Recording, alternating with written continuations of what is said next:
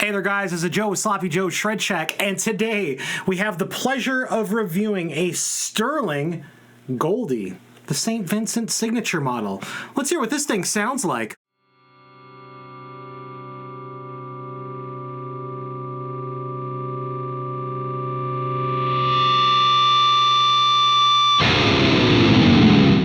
Well, anyways, welcome back to the Shred Shack. If you haven't seen my face before, my name is Joe, and it's very nice to have you. Now, as usual, I'm going to have you do all that cringy YouTuber stuff. Hit that subscribe button, hit that bell. Why?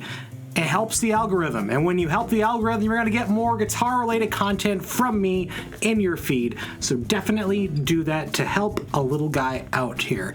But I also want to thank Bruce from Good Times Music for allowing me to demo this guitar. So thank you, Bruce, for just letting me steal this off the shelf.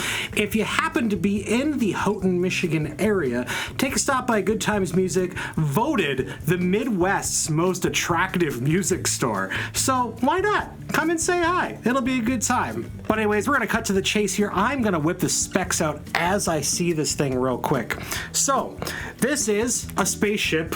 Okay, that's the end of the demo. This isn't even a guitar demo anymore. No, just kidding. It's really cool. And starting from the bottom here, we have a Nyota body. I don't know what that is. For the Tonewood people out there, apparently it's just like a mahogany, but a little bit snappier, a little bit more definition. I can't confirm or deny that. It in fact sounds like wood to me. So you got a volume, a tone, a 5-way selector. You got the pick guard here. Now they did make a new pick guard for this. I guess like on the Ernie Ball version or the Music Man version, it's like the whole thing. But I like this look a lot more. This looks really good.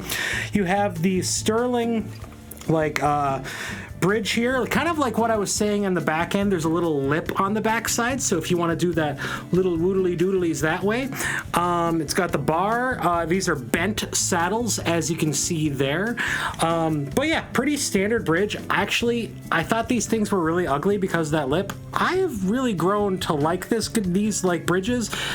They're a little bit uglier than like the traditional bridge, but I'm trying to get like that Gibson Fender like out of my brain, and like, hey, guitars and manufacturers can do whatever the heck they want. It doesn't have to follow a formula. This definitely hits that mark, and honestly, this bridge is really high quality, but we're gonna talk about that in a bit. I gotta get the specs out here. All right, we have 3 gold foil pickups, or at least that's what they're called, so they're like mini humbuckers, really nice humbuckers at that. You have 22 what they call narrow frets.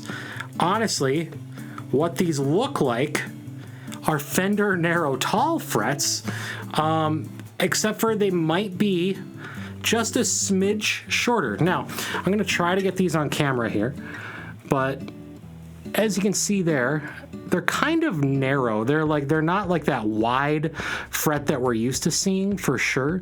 So like, yeah, they're narrow and tall. That's kind of what they look like. That's that Fender narrow tall thing going on there. I forget what the nut is made out of, but it's definitely not bad because it did not get stuck when I was playing with the tremolo. You have a 2x4 tuning headstock thing there, and it's got like the pearloid like keys on that, so that's pretty cool. Now, next thing you're gonna notice, it's a straight string pull. So guess what, everybody? You're not gonna have those weird tuning stability issues because the string's at like a weird angle or anything. It's at a nice little light break, and it's pulling straight on it. So on the back side here, we have 6 locking tuners, and again, like I was saying, the pearloid thing. As you can see, it's made in Indonesia. Now, beautiful dark color. What is it? That is roasted maple. That is rosewood, according to the website that I was looking at anyways. So, rosewood and roasted maple. Beautiful combination. Look at that. Like, oof. I like that caramel, man. But anyways, we got a little 5-point little neck plate there, and then a little contour cutout here. Now, I will say there is a drawback here, but it's a little bit difficult to get really high up here without reaching, but it's not the worst. Anyways, on the back side, you have your base plates and all that, and then your input is right here on the side of the guitar. And then, of course, the tummy cut for those of us with tummies. So what do I think about this instrument? What was my experience with it more exactly? So I've had this in the studio for a few hours now, and it's excellent. It definitely does the rock thing really, really well. I didn't try it with fuzz. I probably should have done that, honestly. But if you listen to any of St. Vincent's records, I've listened to a few, and she plays a lot of fuzz. Like, this can handle fuzz really well, I assume. But based on her records, her guitars definitely do that. And this, the thing with fuzz is that it's nice to have like a bright pickup. These pickups are a little bit brighter than like a standard humbucker. So that's gonna play really, really well with fuzz. The next thing about bright pickups is that the attack for like regular distortion is so excellent, and this guitar definitely does that.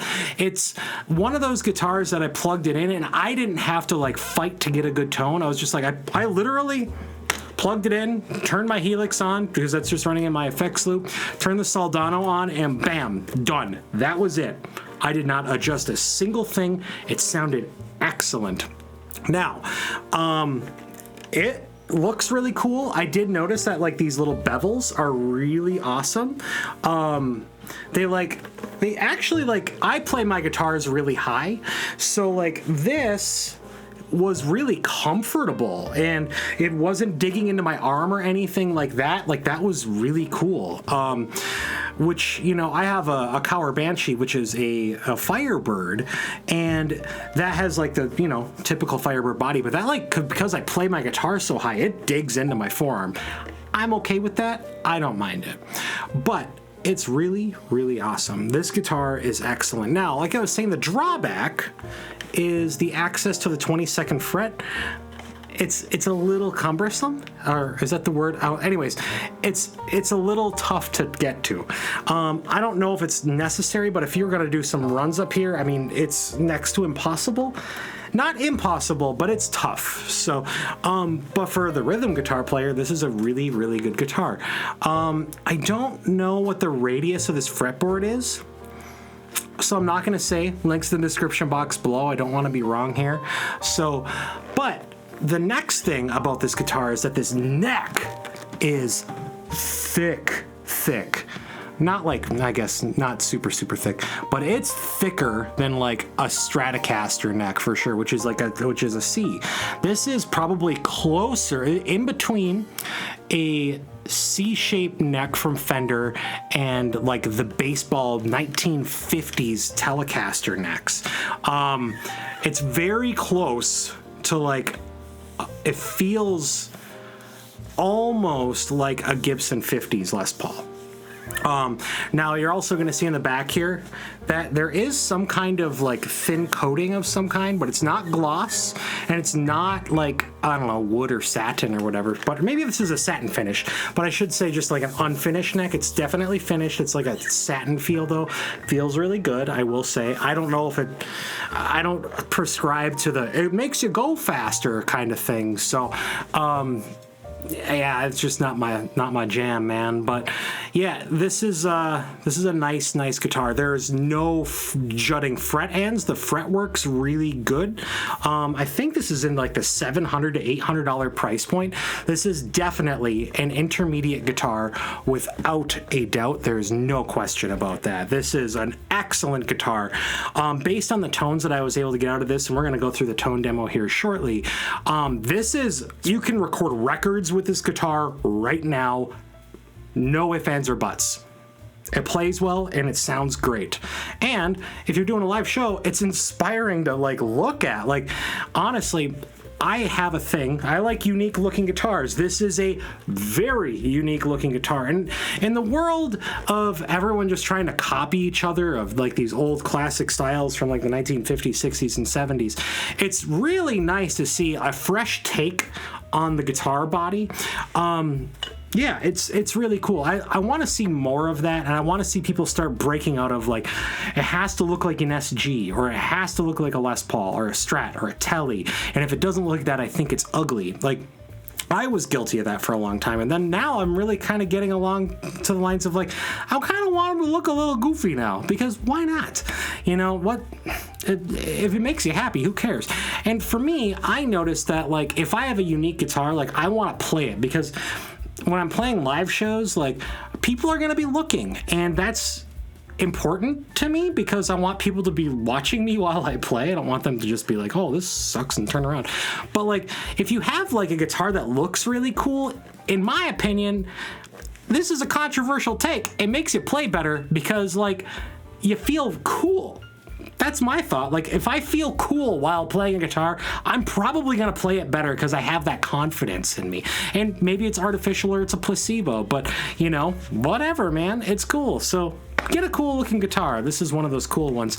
But that's really all I got to say on it. The drawback was definitely that, but everything else was really nice from what I could tell. There wasn't any flaws that I can honestly find outside of that. But we're going to get to the tone portion of the demo here. So I'm going to be plugging this straight into my Soldano Astro-20. In the effects loop, I am going to have my Line 6 Helix just for a little bit of boost and reverb. Boost in the front end, reverb on the back end. But anyways, guys, let's hear what this thing sounds like.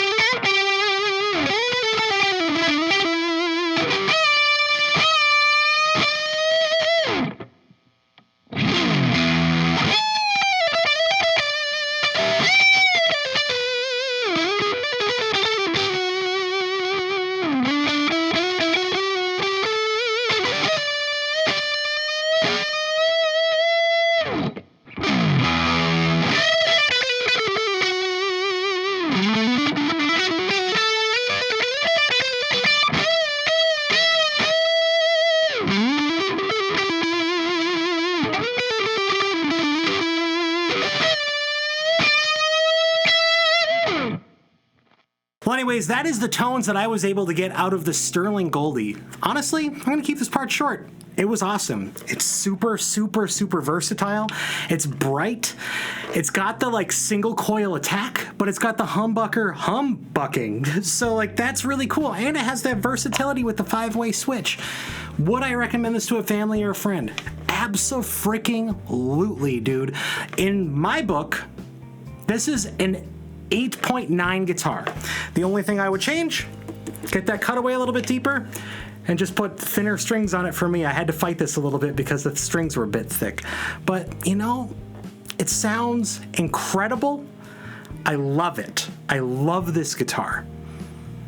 Borderline 9 guitar. Ah, screw it. This is a 9.0 guitar. So I recommend this to a family or friend. If you're gonna upgrade, get it. If you're thinking about it, buy it.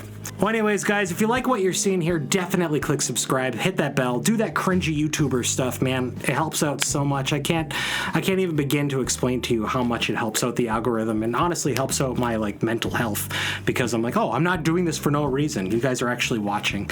But anyways, guys, yeah, I'm gonna leave you with a little advice here. No matter what, work through it. It's gonna be okay. And guess what? It's also okay to ask for help. And never forget that. If you're down and you're not feeling good, tell somebody. If you don't, you're just gonna hurt yourself more. So please, if you're feeling it in your heart and you're feeling it in your mind, say it out loud that you need help. And it's okay. You're not weak, you're strong. Same thing goes for guitar. If you need help, ask a friend, get some lessons, but saying it out loud is acceptance that you can be better tomorrow, and that is what matters. Anyways, guys, later.